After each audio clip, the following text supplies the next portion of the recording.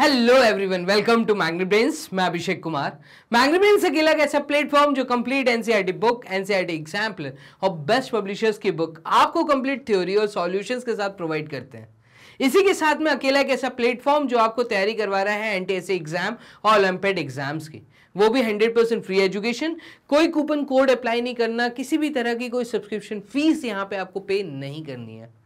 चलिए तो स्टार्ट करते हैं इस वीडियो को। इस वीडियो में हम लोग कवर कर रहे हैं क्लास 6 स्टूडेंट्स आपके लिए एक नया पैटर्न, और वो नया पैटर्न है यहाँ पे जैसे आप देख रहे हैं मोस्ट इंपॉर्टेंट क्वेश्चंस, मतलब वो सारे जरूरी सवाल वो जो मुझे लगते हैं स्कूल टेस्ट या स्कूल एग्जाम में कहीं ना कहीं 1 मार्क्स 2 मार्क्स 3 मार्क्स में आपको डेफिनेटली देखने को मिल सकते हैं।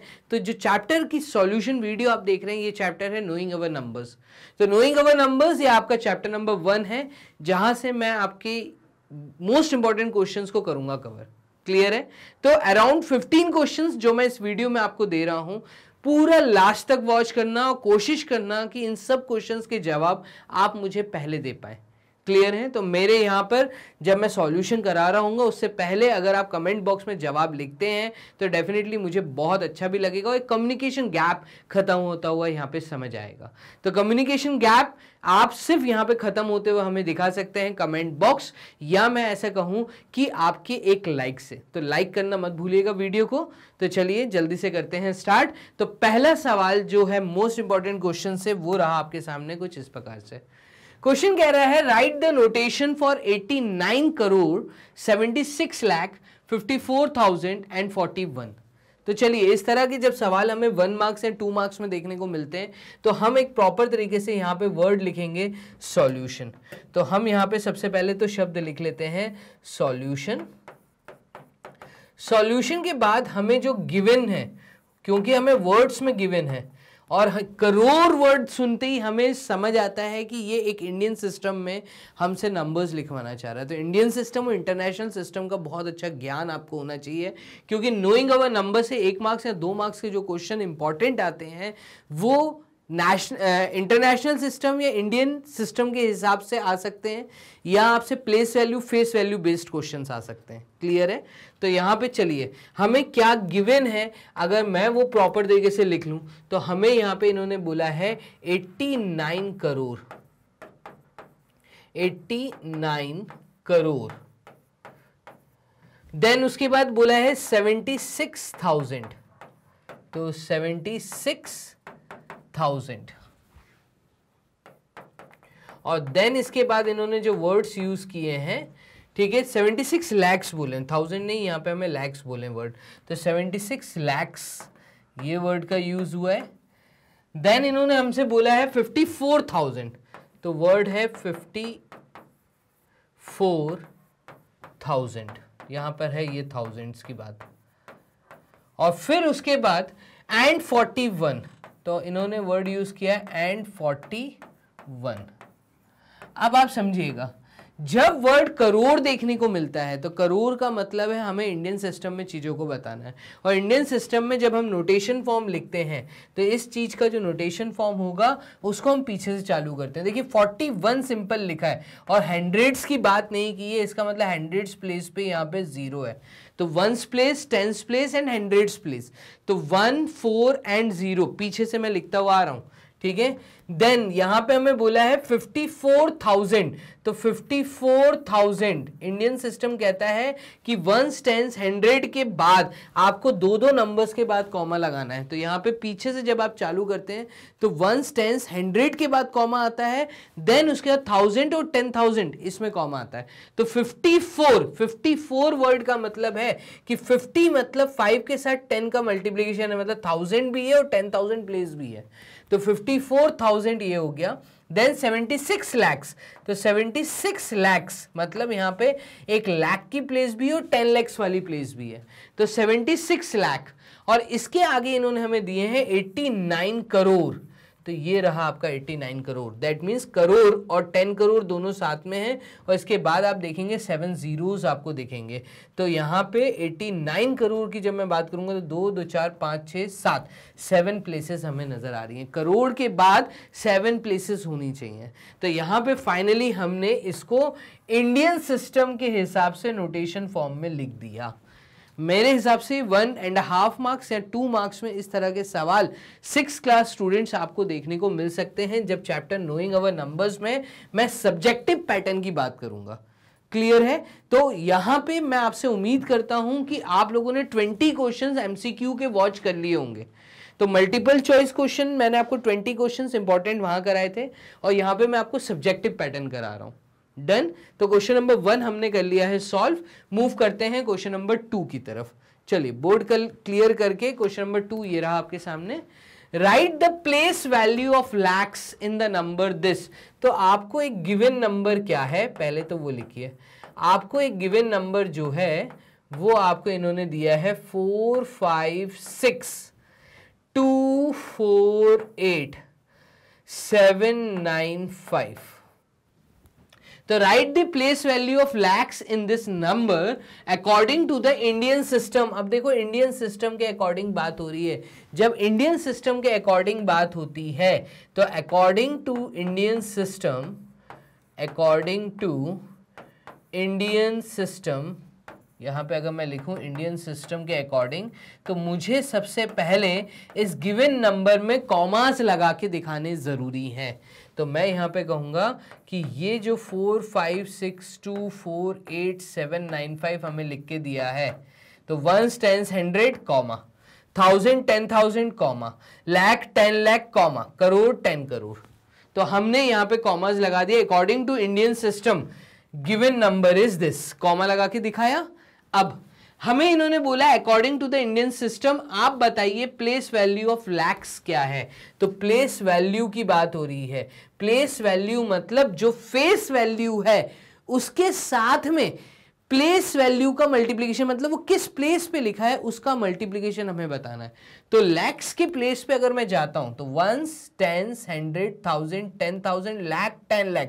तो यहां पे बेसिकली हमें जो नंबर लिख के दिया है लैक्स की प्लेस पे वो है 62 और इसकी प्लेस वैल्यू पूछी है। तो प्लेस वैल्यू जो है वो इसके बाद 5 जीरोस यहां पे आ जाएंगे। आप देखेंगे 1 10 100 1000 10,000 लाख 10 लाख। तो 62 ये जो लिखा हुआ है ये लैक्स की प्लेस है। ये जो कॉमा लगा है ना इस कॉमा के बीच में एक अकेला जो 62 है ये हमें बता रहा है कि लैक्स की प्लेस क्या है। अब लैक्स में भी फिर दो चीजें हैं, लाख एंड 10 लाख। तो आपको ये चीज यहां पे बहुत अच्छे से समझ आनी चाहिए। क्लियर? हम जब प्लेस वैल्यू बताएंगे सिर्फ लैक्स के लिए, the place value of lakhs, the place value of lakhs. तो लैक्स की जो प्लेस वैल्यू है वो है दिस 62 लाख। क्लियर? तो इस तरीके से हमने क्वेश्चन नंबर 2 सॉल्व किया और यहां पे हम लिख देंगे आंसर। चलिए बोर्ड कर लेते हैं क्लियर। 8 क्वेश्चन शुरुआत के ऐसे हैं, 8 से 9 क्वेश्चन जो कि मुझे लगते हैं 1 मार्क्स 2 मार्क्स में आपको देने चाहिए थे, वो मैंने आपको यहाँ दिखाया। लास्ट के 4 या 5 क्वेश्चन कुछ ऐसे रहेंगे जो कि 3 मार्क्स में मोस्ट इंपॉर्टेंट क्वेश्चंस बन सकते हैं। वैरायटी कवर करा रहा हूं, आपको ये सारी वैरायटीज कवर अप करके जानी है।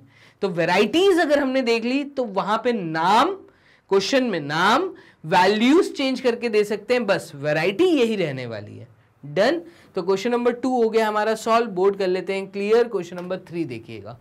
What is the face value and place value. देखिए एक डिफरेंट वैरायटी, यहां पे आपको एक नंबर दिया हुआ है। गिवन नंबर क्या है सबसे पहले हम वो लिख लेते हैं। तो गिवन नंबर जो हमें दिया है वो दिया है 854795। डन? फिर 634, तो ये रहा 634, ये हमें एक नंबर दिया हुआ है और यहां पे आप देखेंगे तो एक डिजिट के नीचे अंडरलाइन किया है। द अंडरलाइंड डिजिट की बात हो रही है। इस अंडरलाइंड डिजिट 7 के नीचे जो अंडरलाइन किया है इसकी फेस वैल्यू क्या है। तो सबसे पहले तो face value is equals to 7। इसकी जो फेस वैल्यू है, कैसा दिख रहा है ये डिजिट, तो ये डिजिट मुझे दिख रहा है 7, तो ये इसकी फेस वैल्यू है। इसकी प्लेस वैल्यू क्या है, तो जब मैं इसकी प्लेस वैल्यू पे आऊंगा तो इसकी जो प्लेस वैल्यू है वो 7 के बाद कितने डिजिट्स हैं उतने जीरोस लगा दो। तो 7 के बाद मुझे 5 जीरोस दिख रहे हैं। यहां पे मैं कहूंगा 1 2 3 4 5, 7 के बाद 5 zeros। तो यहाँ पे 1s 100,000 1s 10s 100,000 10,000 लाख मतलब 7 लाख है ये। तो 7 लाख इसकी जो प्लेस वैल्यू है। तो यही पूछा था what is the face value and place value. तो हमने फेस वैल्यू लिख दी, प्लेस वैल्यू लिख दी, बस इतना ही हमें सॉल्व करना था। ये हमने कर दिया है सॉल्व। यहाँ पे हम वर्ड लिख देंगे सॉल्यूशन। देखिए मैं कोशिश कर रहा हूँ आपको एक एक स्टेप्स यहाँ पे करके दिखाऊं कैसे चीज़ों को लिखा जाता है और कैसे सॉल्व किया जाता है। तो आपको जो गिवन रहता है हमेशा उस गिवन को लिखिए, आपसे जो पूछा है उसको बता दीजिए, खत्म। क्लियर? चलिए क्वेश्चन नंबर 3 हो गया यहाँ पे सॉल्व। टोटल 15 क्वेश्चंस हैं, वीडियो के साथ बने रहिए। क्वेश्चन नंबर 4 की तरफ चलते हैं। देखिए क्वेश्चन नंबर 4 क्या कह रहा है। तो क्वेश्चन नंबर 4 ये रहा आपके सामने, write the value of millions in this according to the international system. अब आ जाते हैं इंटरनेशनल सिस्टम पे। तो देखिए गिवन नंबर क्या है। तो गिवन नंबर मुझे है 453267 डन 849। ये नंबर मुझे गिवन है, एक बार चेक कर लेते हैं। 543267 देखिए according to the international system अगर हम बात करते हैं, according to international system, international system के अकॉर्डिंग अगर मैं चलता हूं तो ये इंटरनेशनल सिस्टम कहता है कि 1s 10s 100 तो वैसे ही रहेगा। ठीक है, हम पहले कॉमास यहाँ पे सब्सटीट्यूट करेंगे। ठीक है, कॉमास लगा के इंटरनेशनल सिस्टम लिख के दिखाएंगे, फिर हम आगे बात करेंगे। तो इंटरनेशनल सिस्टम कहता है कि 1s 10s 100 वैसे ही रहेगा जैसे इंडियन सिस्टम में था। उसके बाद यहाँ पे 3-3 का ग्रुप फॉर्मेशन होगा, ये 3-3 का ग्रुप फॉर्मेशन कर दिया। तो इंटरनेशनल सिस्टम कहता है 1s 10s 100 1000 10,000 एंड 100,000, फिर मिलियन 10 मिलियन एंड 100 मिलियंस। तो ये जो वर्ड मिलियन आता है ये इंटरनेशनल सिस्टम में आता है। यहाँ पे करोड़ वर्ड यूज ना होते हुए यहाँ पे मिलियंस का यूज होता है। क्लियर? अब ये कह रहा है right the value of millions in this according to the international system. The value of millions is 543. Therefore the value of, देखिए ना ही प्लेस वैल्यू पूछी है ना ही फेस वैल्यू पूछी है, वर्ड सिर्फ वैल्यू पूछी है। तो हम कहेंगे the value of millions is 543। Clear है? तो मिलियंस ये वाला पार्ट को हम बोलेंगे 543 को, 543 मिलियंस इसको बोलते हैं। क्लियर है? तो चलिए मूव करते हैं क्वेश्चन नंबर 5 की तरफ। 4th क्वेश्चन भी हो गया हमारा यहाँ पे कंप्लीट। क्वेश्चन नंबर 5 ये रहा, राइट न्यूमेरिकल वैल्यू फॉर 7,153,768। ये कह रहा है आप न्यूमेरिकल वैल्यू बताइए इस स्टेटमेंट के लिए। तो जो भी आपका गिवन स्टेटमेंट है उसको आपको लिखना जरूरी है। गिवन क्या है? तो गिवन है मुझे 7 मिलियन 100 एंड वर्ड दिया and 53,000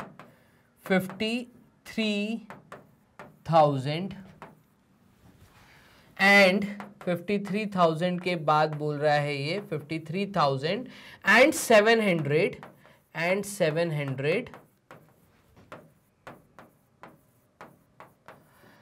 and 768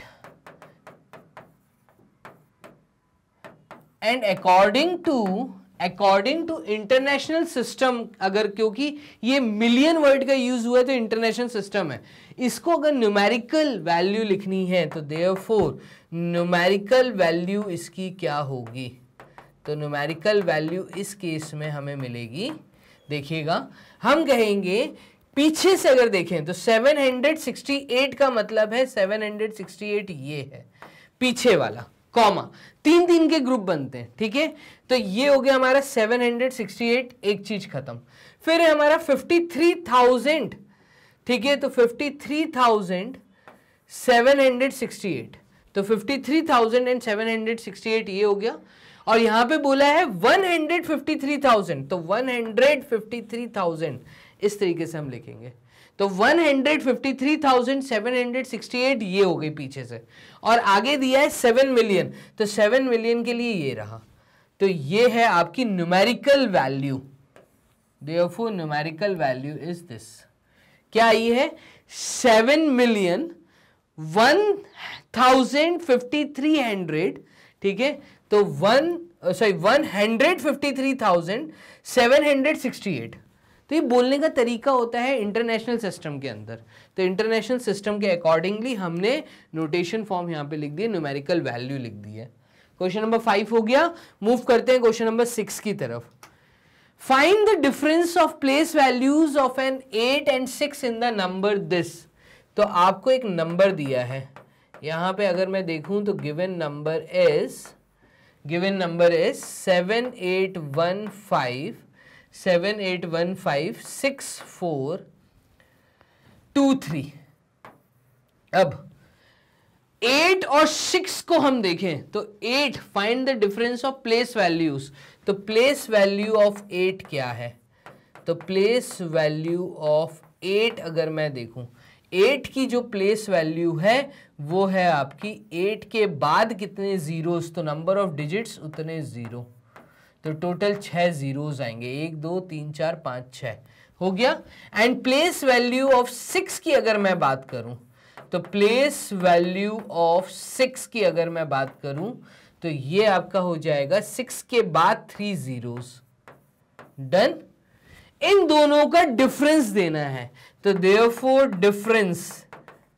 difference is equals to 8 के बाद जो 6 जीरोस हैं, 1 2 3 4 5 6, 2 2 4 5 6, इसमें से आप 6000 को माइनस कर दीजिए, और जब मैं माइनस करूंगा तो ये वैल्यू हमारी निकल के आएगी 0004997। तो कुल मिला के हमारे पास जो वैल्यू आई है according to the Indian system, हम बोलेंगे 79,94,000। क्लियर?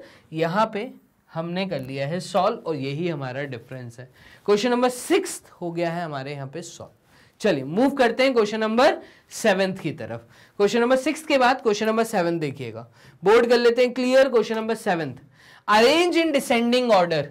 कैसे अरेंज करना है? तो इसको अरेंज करना है डिसेंडिंग ऑर्डर में। डिसेंडिंग ऑर्डर का मतलब है बड़े से छोटा, डिसेंडिंग ऑर्डर, बड़े से छोटा, डिसेंड हो रहा है, डिक्रीज हो रहा है। अब बड़े से छोटा, तो नंबर ऑफ डिजिट्स अगर मैं काउंट करूं तो 1 2 3 4 5 6 7, 1 2 3 4 5 6 7, 1 2 3 4 5 6 7, 1 2 3 4 5 6 7, दिए हुए सारे नंबर्स में टोटल 7777 डिजिट्स हैं। ठीक है, अब यहां पर हमसे क्या है बोला है, तो सबसे पहले तो हम गिवन पार्ट लिख लेते हैं। गिवन हमें क्या दिए हैं, कुछ नंबर्स दिए हैं, तो हम वो नंबर्स लिख लेते हैं। 51236 के बाद 48 कॉमा, इसके बाद दिया है 6451254 कॉमा 2458975। क्लियर? तो 8975, फिर है इसके बाद 3691482, ये हमें गिवन है नंबर्स। डन। अब हमें इनको अरेंज करना है, to arrange in ascending order, to arrange in descending order.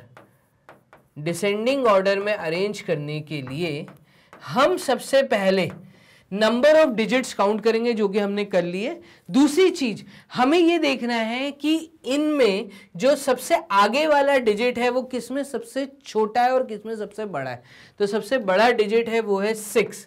तो therefore to arrange in descending order 6451254 is the biggest number, descend हो रहा है। अच्छा, ये मैंने बिगेस्ट क्यों बोला, तो आप देखिएगा 1s 10s 100 1000 10,000 लाख 10 लाख, तो ये है 51 लाख, ये है 64 लाख, ये है 24 लाख, ये है 36 लाख। तो 64 लाख अपने आप में सबसे बड़ी वैल्यू है। 64 लाख के बाद 51 लाख सबसे बड़ी वैल्यू है, तो ये नंबर आ जाएगा। इस कारण मैंने सबसे आगे वाले डिजिट को देख के ही जवाब दे दिया। क्लियर है? क्योंकि नंबर ऑफ डिजिट सब में सेम है। और फिर 51 लाख के बाद जो इससे छोटी वैल्यू है वो है 36 लाख, और इससे छोटी वैल्यू है 24 लाख। क्लियर? तो ये हमने फाइनली अपना जवाब दे दिया है। तो अरेंज इन डिसेंडिंग ऑर्डर, ये है आपका डिसेंडिंग ऑर्डर, सबसे बड़े से छोटे की तरफ। क्लियर है? तो इस तरीके से अब हम मूव करते हैं क्वेश्चन नंबर 8 की तरफ। क्वेश्चन नंबर 7 हो गया है हमारा यहाँ पे खत्म, और ये रहा क्वेश्चन नंबर 8 था आप लोगों के सामने। बढ़ते हुए क्रम में लगाइए, बढ़ता हुआ क्रम, असेंडिंग ऑर्डर।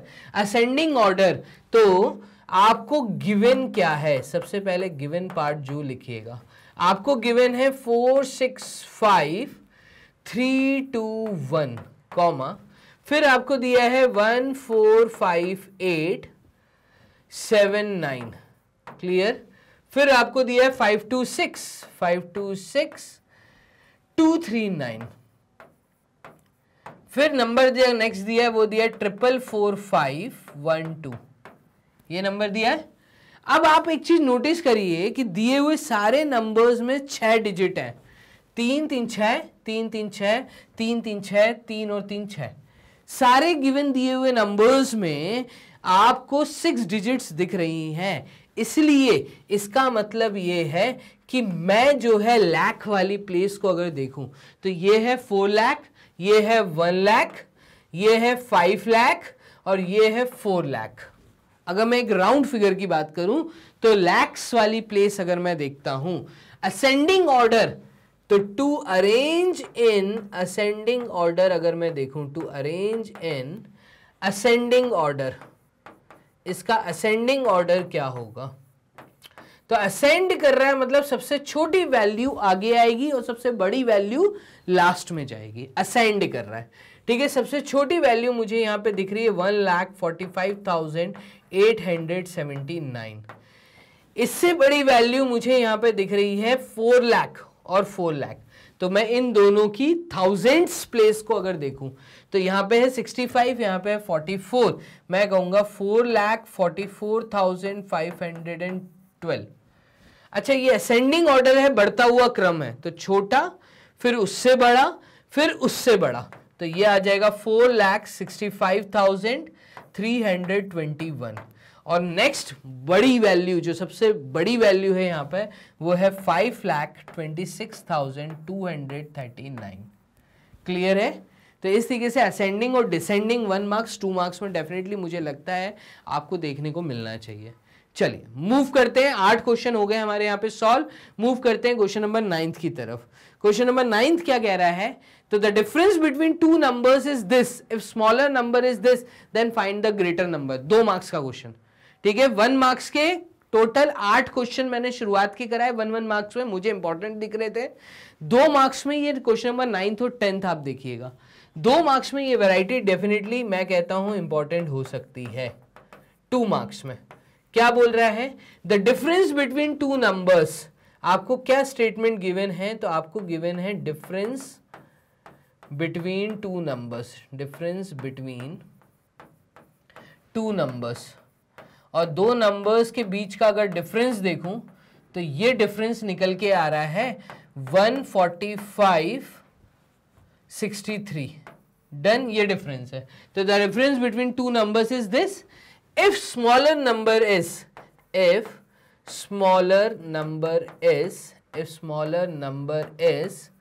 what?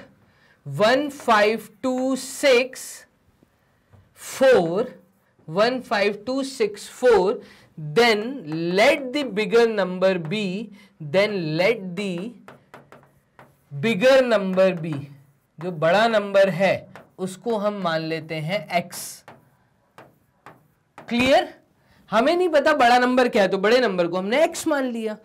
तो इसका मतलब ये है कि बड़े नंबर में से, देयरफॉर बिगर नंबर में से अगर मैं स्मॉलर नंबर को माइनस करूंगा, bigger minus smaller, it will give me a result of 14563। ये चीज आपको समझ आनी चाहिए। क्लियर है?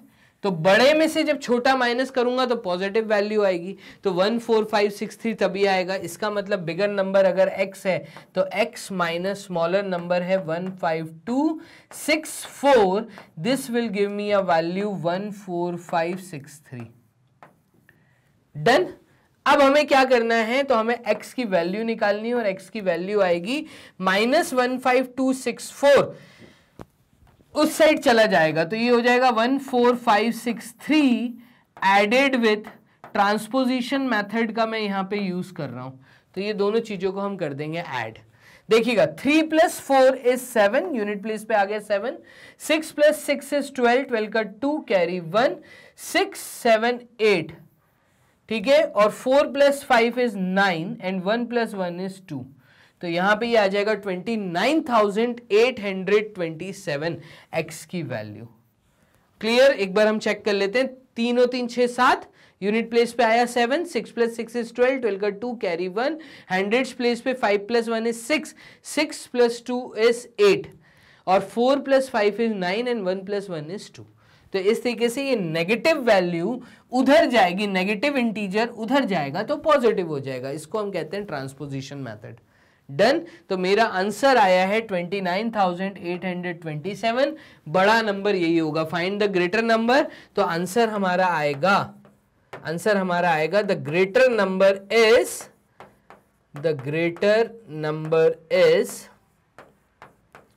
बड़ा नंबर क्या है, द ग्रेटर नंबर इज 29,827, तो ये हमारा जवाब है। क्लियर। चलिए मूव करते हैं क्वेश्चन नंबर 9 के बाद क्वेश्चन नंबर 10 की तरफ। तो 10th क्वेश्चन क्या कह रहा है, इसको देखिएगा। 10th क्वेश्चन कह रहा है, if weight of one box is 3 kg 440 gram, then calculate the combined weight of 12 such boxes. ये कह रहा है अगर एक बॉक्स का weight, if weight of one box आपको पता है 3 kg एंड 440 ग्राम्स है, तो इसका मतलब ये है कि अगर मैं इसको डेसिमल में चेंज करता हूं तो एज वी नो, यहीं पे लिखते हैं एज वी नो, जैसा कि हमें पता है कि 1 kg में 1000 ग्राम्स होते हैं एंड इन 1 ग्राम 1/1000 kg होते हैं, यही होता है। क्लियर।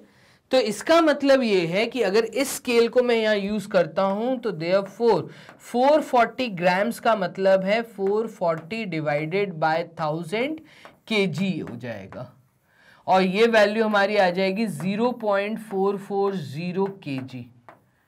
तो 440 ग्राम्स हमने कन्वर्ट कर दिया किसके अंदर, डेसिमल के अंदर। क्लियर है। अब जब ये डेसिमल में कन्वर्ट हो गया तो आ जाते हैं यहां पर। Now one box weight is equals to कितना आएगा, तो ये आ जाएगा 3.440 kg। तो 12 बॉक्सेस का कितना, तो देयरफॉर 12 सच बॉक्सेस वेट, तो wait of 12 such box is equals to 12 multiplied with 3.440, और ये कंप्लीट वेट आएगा केजी में। इसको सॉल्व करिए, आपका आंसर आपके सामने। तो चलिए सॉल्व कर लेते हैं। 344 को अगर मैं 12 से मल्टीप्लाई करता हूं तो ये आ जाएगा 688, 443, 8 + 4 12, 12 का 2 कैरी 1 11, तो ये आंसर आएगा 4128 और एक 0, तो डेसिमल के बाद यहां पर ये है आपका टोटल केजी। खत्म कहानी। तो इस प्रकार से आपको क्वेश्चन नंबर 10th को करना था सॉल्व। बोर्ड कर लेते हैं। क्लियर। फॉर्म मूव करते हैं क्वेश्चन नंबर 11th की तरफ। If a rope of 360 metre is divided into 12 equal parts, एक रोप है जिसकी लेंथ आपको दी हुई है और ये लेंथ आपको दी है कितनी, तो ये टोटल लेंथ आपकी इस रोप AB, मैं रोप का नाम दे देता हूं, और ये टोटल रोप मुझे दी है 360 मीटर्स की, और इसके मुझे 12 इक्वल पार्ट्स करने हैं, then what will be the length of each part. आप बताइए हर एक पार्ट का लेंथ क्या होगा।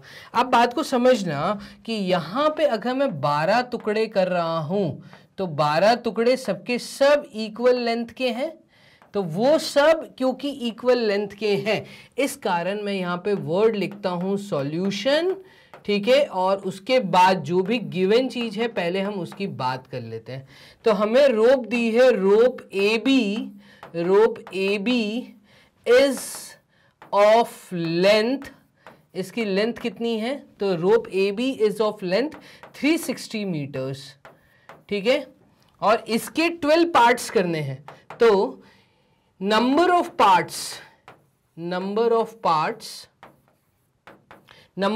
इक्वल पार्ट्स अगर मैं लिखूं, number of equal parts to be done, number of equal parts to be done is equals to 12। अब देखो टोटल एक लेंथ दी है, 12 टुकड़े करने हैं, तो टुकड़े करने हैं, इसका मतलब हम बोलेंगे therefore length of one part is equals to, value बड़ी दी है, छोटे छोटे पार्ट्स करने हैं, तो हम क्या करेंगे, हम डिवाइड करेंगे। यहां पे हम बोलेंगे कि 360 को अगर आप 12 से डिवाइड कर दें, जितने नंबर ऑफ पार्ट्स करने हैं, तो एक पार्ट की लेंथ निकल के आ जाएगी। तो यहाँ पे 360 मीटर को अगर मैं 12 पार्ट्स में तोड़ता हूं तो एक पार्ट का जवाब निकल के आएगा, ये आ जाएगा 30 मीटर्स। क्लियर है। तो 360 डिवाइडेड बाय 12, तो 12 से 360 मतलब 12 3 टाइम्स इज 36 और ये 0, तो यहाँ पे ये 30 मीटर्स एक पार्ट का लेंथ निकल के आएगा, जो कि 12 इक्वल पार्ट्स हैं तो हर एक पार्ट 30 मीटर्स का होगा, आप ऐसे समझ लीजिए। तो अगर मैं प्रॉपर तरीके से प्रेजेंट करके आऊं डायग्राम और गिवन और जो चीज मुझसे पूछी है उसको एक प्रॉपर आंसर फॉर्म में लिख कर आऊं, स्टेटमेंट फॉर्म में, तो यहां पे मुझे कंप्लीट मार्क्स मिलेंगे। Length of one part is equals to 30 metres, और इस आंसर को मैं एक बॉक्स में डाल के आऊंगा। क्लियर है। तो मैं हर एक छोटी छोटी बात आपको यहां समझा रहा हूं सो दैट हमारे ये 2 मार्क्स या 3 मार्क्स ना कटे। क्लियर। तो ये 2 मार्क्स के क्वेश्चन थे, क्वेश्चन नंबर 9, 10, 11। डन। आगे मूव करते हैं, बोर्ड कर लेते हैं क्लियर। क्वेश्चन नंबर 12 देखिएगा। 3 ropes of 16 metre, 28 metre and 34 metre. अब मेरे पास 3 रस्सी के टुकड़े हैं, ठीक है, और तीनों की लेंथ मुझे दी हुई है। एक रोप है मेरे पास AB, एक रोप है मेरे पास CD और एक रोप है मेरे पास EF, अगर मैं चीज को ऐसे समझूं। डन। तो ये 3 रस्सी के टुकड़े दिए हैं, तीनों की लेंथ अलग है। ये है 16 मीटर्स की, ये जो है ये है 28 मीटर्स की, और जो EF है ये इससे भी बड़ी है 34 मीटर्स की।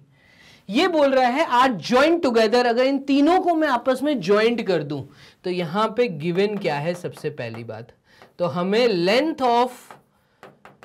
ऑफ रोप AB हमें गिवन है। तो length of rope AB is equals to 16 metres. फिर नेक्स्ट हमें गिवन है length of rope CD, clear, और ये हमें दिया है 28 metres. And length of rope EF ये हमें गिवन है 34 मीटर्स। तो ये हमें 3 लेंथ गिवन है। What will be the resultant length of the new rope. तो if 3 ropes are joined, अगर मैं ऐसा लिखूं, if 3 ropes are joined together, तो दैट मीन्स हम चीजों को आपस में ऐड कर रहे हैं, जोड़ रहे हैं। तो यहां पे हम कहेंगे कि ये हमें एक इक्वेशन देगा AB प्लस CD, तो AB plus CD plus EF, और ये एक टोटल लेंथ निकलेगी AF। क्लियर है। तो A से लेके F तक आपको एक टोटल लेंथ मिल जाएगी। डन। तो मैंने AB को ज्वाइन किया, फिर मैंने BC को ज्वाइन किया, और फिर मैंने मतलब ए बी के आगे मैंने सी डी को ज्वाइन किया, तो ए बी ज्वाइन किया, इस पॉइंट पे सी डी, एक ही पॉइंट पे 2 पॉइंट आ जाएंगे, यहाँ पे सी डी आएगा, ये ज्वाइन किया हमने किसके साथ, तो एक्चुअली यहाँ पे बी और सी 2 पॉइंट्स आपस में ज्वाइन हुए हैं, बी से सी कनेक्ट हुआ है, देन डी, और डी पे पॉइंट ई कनेक्ट हुआ है, तो ये टोटल ए एफ, एक टोटल लेंथ मिलेगी, और वो टोटल लेंथ देखिएगा वो आएगी 16 प्लस 28 प्लस 34, और ये वैल्यू ए एफ निकाल के हमें दे देगी। तो देयरफॉर लेंथ आफ्टर ज्वाइनिंग के बाद जो लेंथ निकल के आई है A F is equals to, इन तीनों को ऐड कर दीजिए, तो ये आ जाएगा 6 प्लस 4 10, 10 प्लस 8 18, 18 का 8 कैरी 1, तो 2 2 4 4 और 3, तो ये हो जाएगा 7, ये आ जाएगा 78 मीटर्स। क्लियर है? तो यहां पर क्वेश्चन नंबर 12 ये आपका हो गया, length after joining A F is 78 metres. इस तरीके से आपने टोटल यहाँ पे 12 क्वेश्चंस सॉल्व कर लिए हैं।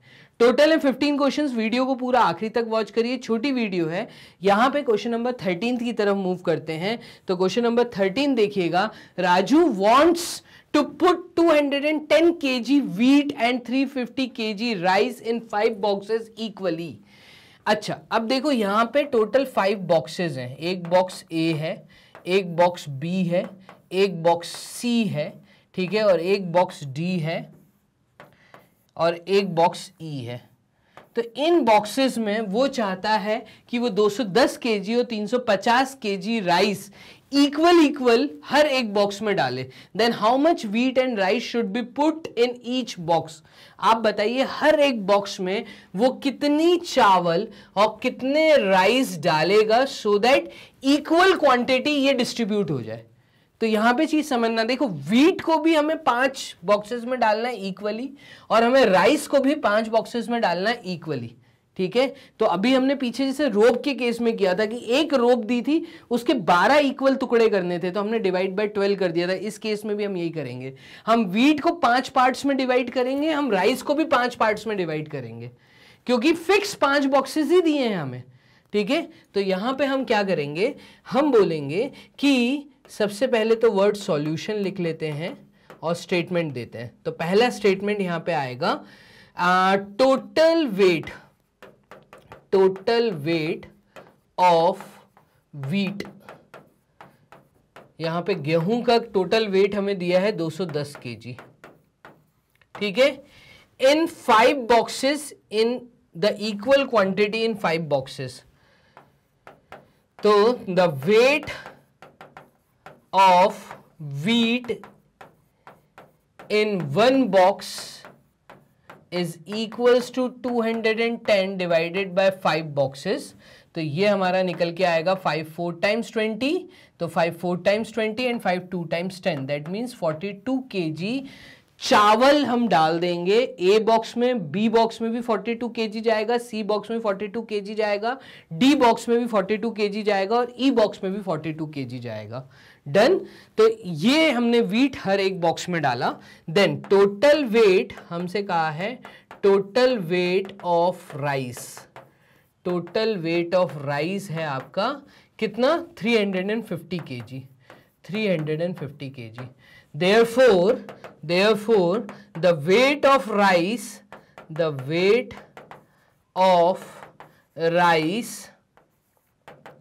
in one box is equals to 350 divided by 5, और ये हमारा निकल के आएगा 5 7 times 35 and 70 kg। That means चावल इस बॉक्स में भी 70 kg डलेंगे, इस बॉक्स में भी, इस बॉक्स में भी, इस बॉक्स में भी और इस बॉक्स में भी। In each and every box 70 kg rice जाएगा एंड 42 kg व्हीट जाएगा। तो देयरफॉर हमसे सवाल क्या पूछा था, then how much wheat and rice should be put in each box. हम स्टेटमेंट में लिखेंगे therefore in each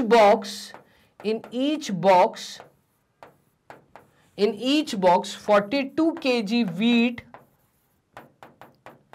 and 70 kg rice is poured. Rice is poured. Done. चलिए, इस तरीके से आपने क्वेश्चन नंबर 13 को सॉल्व कर लिया। लास्ट सेकंड क्वेश्चन इस वीडियो में, क्वेश्चन नंबर 14 का सॉल्यूशन हम देख लेते हैं। ये बोल रहा है women deposited 50,000 in her bank account in February. उसने फरवरी में इतना पैसा डिपॉजिट किया। डिपॉजिट के लिए हम जो इंटीजर यूज करेंगे वो पॉजिटिव इंटीजर होगा। क्लियर है? 50,000 डिपॉजिट किए हैं and later on deposited ₹60,000 and 70,000 respectively. फिर फरवरी के बाद उसने 60,000 70,000 भी डिपॉजिट किए हैं। If the amount in the account before the first deposit was 2,30,000। अब जब उसने 50,000 डाले थे उससे पहले उसका जो बैंक बैलेंस था वो 2,30,000 था। ठीक है, तो आप बताइए इन 3 डिपॉजिट के बाद उसका बैंक बैलेंस क्या होगा। देखिएगा यहां पे अगर मैं लिख दूं सॉल्यूशन, हमें जो स्टेटमेंट गिवन है पहले वो लिख लेते हैं। तो ये बोल रहा है कि the balance in account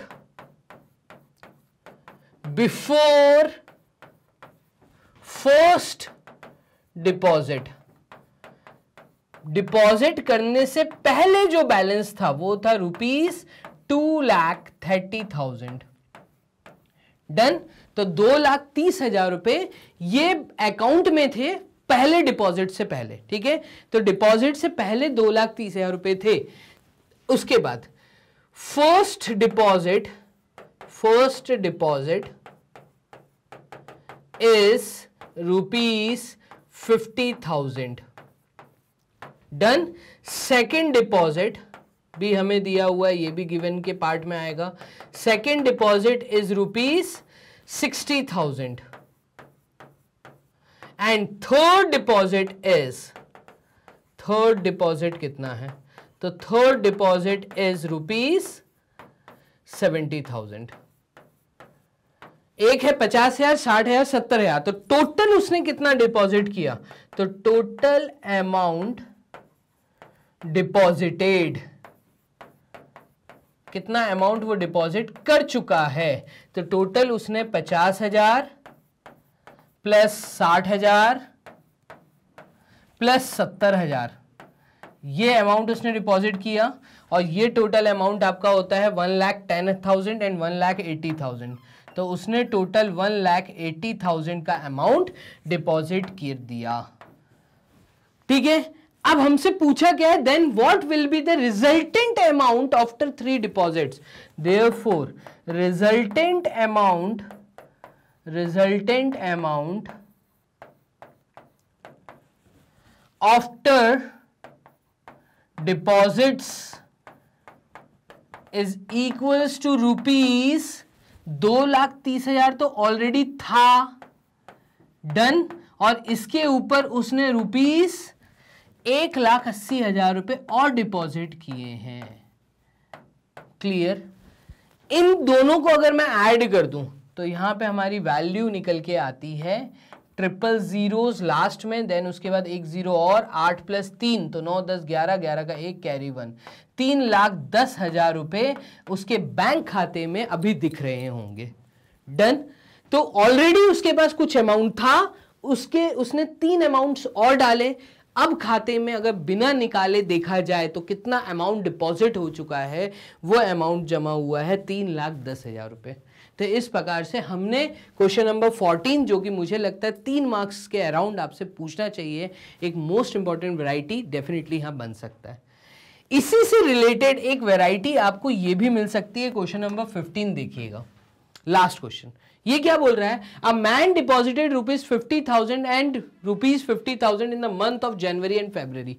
Jain और फरवरी में उसने 50,000 और 50,000 का अमाउंट डिपॉजिट किया था और उसके बाद उसने विड्रॉ भी किया, निकाला भी पैसा। कितना?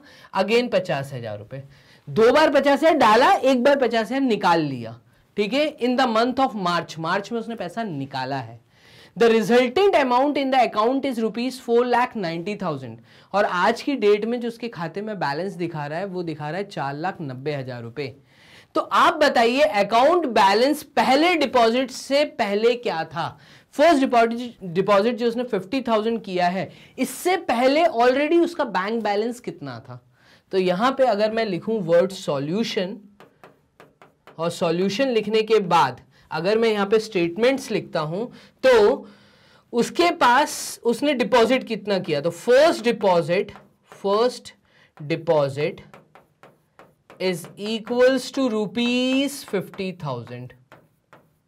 Done. Second deposit is again ₹50,000. Then उसने अमाउंट विड्रू किया है, ये कितना है देखिएगा. तो हम यहां कह सकते हैं कि टोटल डिपॉजिट उसने किया क्या है, तो total deposit is equals to 50,000 plus 50,000, तो ₹50,000 एडेड विथ ₹50,000. तो मैं यहां पे कहूंगा कि उसने 1 लाख रुपए डिपॉजिट किए हैं, ₹1 लाख. डन. अब इसके बाद उसने विड्रू भी किया, ऑल्सो अमाउंट विड्रू. कितना अमाउंट उसने विड्रू किया है, तो उसने 50,000 रुपीज निकाले हैं. दैट मीन्स उसने जो डिपॉजिट किया था 50,000 निकाल लिए. तो यहां पे हम कहेंगे कि जो उसने डिपॉजिट किया, तो यहां पे उसने 50,000 निकाले, ठीक है. और यहां पे हमसे वो क्या बोल रहा है, if the resultant amount in the account, resultant amount मुझे दिया है, तो देखो resultant amount in account is equals to ₹4,90,000. आप मेरी बात समझना, यहां पे उसने 1 लाख रुपए डिपॉजिट किए, 50,000 निकाले, और आज उसका जो अकाउंट बैलेंस दिखा रहा है वो दिखा रहा है 4,90,000. मुझसे ये पूछ रहा है कि बिफोर फर्स्ट डिपॉजिट उसके खाते में कितना पैसा था. तो मैं यहां पे बोलूंगा let the amount be ₹X before deposit. मैं कहता हूं उसके पास कुछ X अमाउंट था इन दो अमाउंट को डालने से पहले.